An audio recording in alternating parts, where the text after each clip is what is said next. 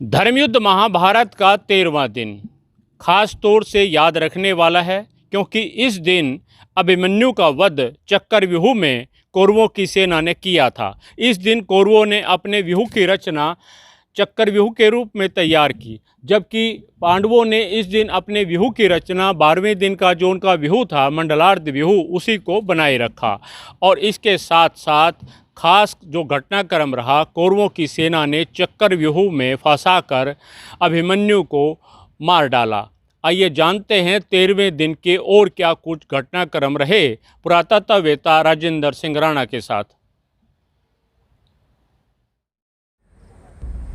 कुरुक्षेत्र की इस युद्ध भूमि में तुम्हारा स्वागत है।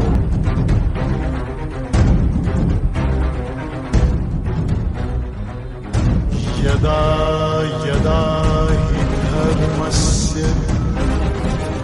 ग्लानिर्भवति भारत अभ्युत्थानम् अधर्मस्य तदात्मानं सृजाम्यहम् परित्राणाय साधूनां।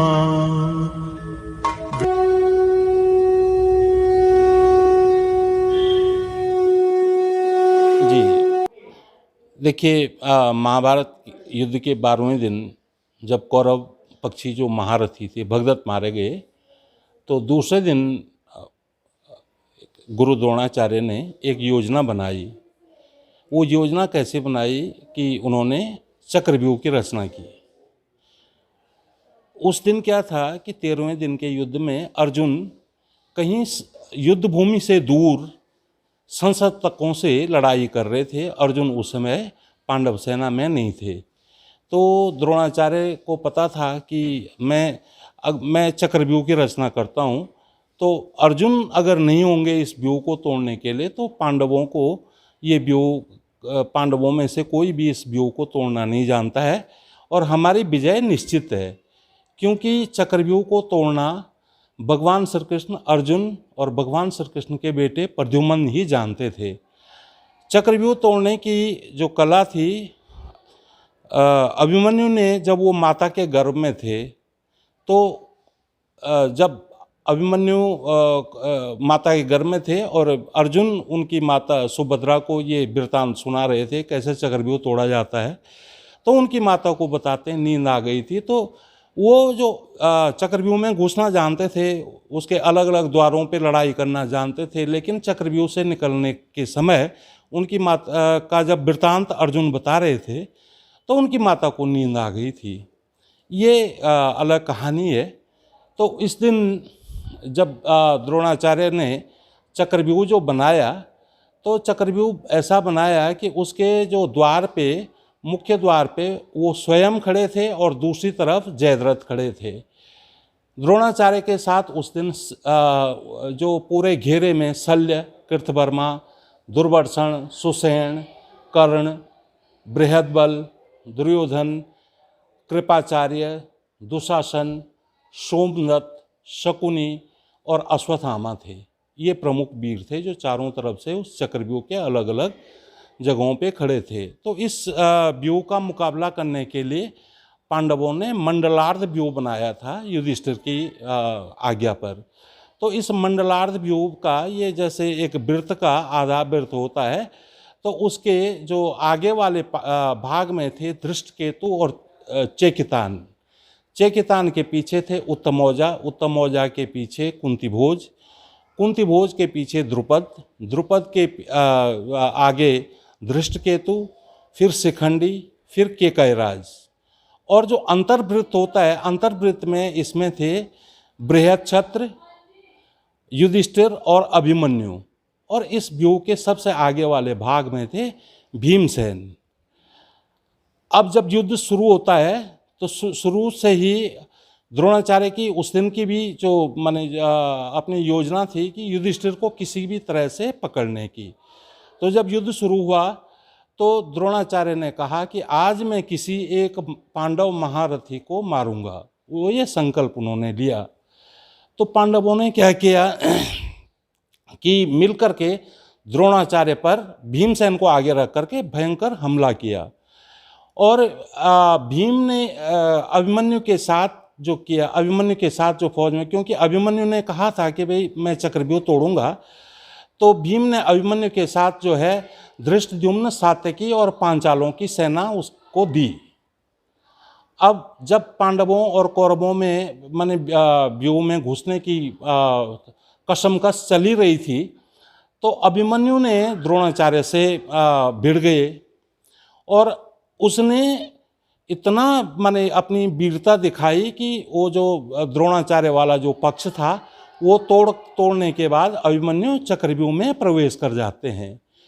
तो जब अभिमन्यु अंदर चले जाते हैं, चक्रव्यूह में प्रवेश कर जाते हैं, तो पांडवों जो कौरवों की जो सेना थी उसमें भगदड़ मच जाती है। अभिमन्यु ने वहाँ पर किन किन बड़े बड़े महारथियों से युद्ध किया, जिसमें दुर्योधन भी एक था। तो जब उस दुर्योधन से अभिमन्यु का युद्ध हुआ तो कौरव महारथियों ने उसका बचाव किया और उसको बचने का रास्ता दिया। इसी दिन क्या होता है आगे जाकर कि अभिमन्यु ने जब पराक्रम अपना दिखाया तो उसका युद्ध होता है अश्वत्थामा और कृतवर्मा से, जो उसको घायल तो कर देते हैं, लेकिन अभिमन्यु ने उसकी परवाह न करके शल्य पर आक्रमण किया।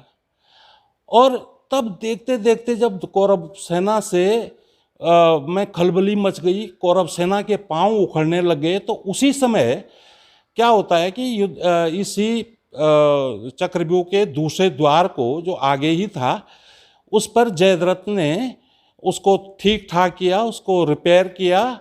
और ये जो पांडव जो आगे बढ़ रहे थे भीम के नेतृत्व में, उनको आगे बढ़ने नहीं दिया। जब भीम और पांडवों की सेना चक्रव्यूह में जा नहीं पाई तो क्या हुआ कि अभिमन्यु वहाँ अकेले पड़ गए। अभिमन्यु ने वहाँ बड़े बड़े पांडव जो कौरव महारथियों को मारा। उसने चक्रव्यूह में जाकर के बृहद्बल को मारा, जो कौशल नरेश थे। कर्ण के भाई थे सुदृढ़, बहुत बड़े वीर थे, उनको मार डाला। अब जब एक एक योद्धा के साथ अभिमन्यु भारी पड़ रहे थे, एक एक योद्धा को परास्त कर रहे थे, तो दुर्योधन ने कहा भाई देखो कि ये तो अकेले अकेले तो ये आज हम सबका अंत कर डालेगा, इसलिए क्या करते हैं कि इसको घेर करके मारते हैं। तो कौरवों के प्रहार से कौरवों ने ऐसे प्रहार किए कि अभिमन्यु का पहले तो रथ टूट जाता है। रथ टूटा तो वो रथ का चक्र हाथ में लेकर के काफ़ी देर तक उन्होंने कौरवों से युद्ध किया। अंत में जब वो घायल हो जाते हैं तो उसी समय दुशासन का जो पुत्र होता है उसने आकर के अभिमन्यु पर एक अंतिम जो प्रहार किया गदा से, और अभिमन्यु के प्राण पखेरु उड़ जाते हैं।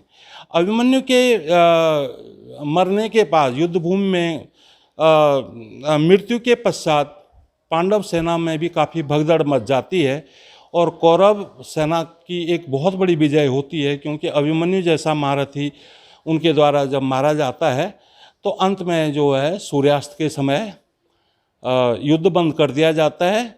और उसी दिन जब त्रिगर्तों को और संसप्तकों को हरा करके अर्जुन को ये समाचार मिलता है कि भाई अभिमन्यु मारे गए, तो अर्जुन ने उसी दिन प्रतिज्ञा की कि मैं कल के दिन जो 14वें दिन का जो युद्ध है उसमें जयद्रथ को मारूंगा, और अगर नहीं मार पाऊंगा तो मैं चिता में अपनी जान दे दूंगा। क्योंकि अर्जुन जानते थे कि सबसे बड़ा जो कारण था कि अभिमन्यु जब चक्रव्यूह के अंदर थे तो उस समय केवल एक जयद्रथ ही एक ऐसा योद्धा था जिसने लगभग आधी पांडव सेना को उस चक्रव्यूह में घुसने से रोका था।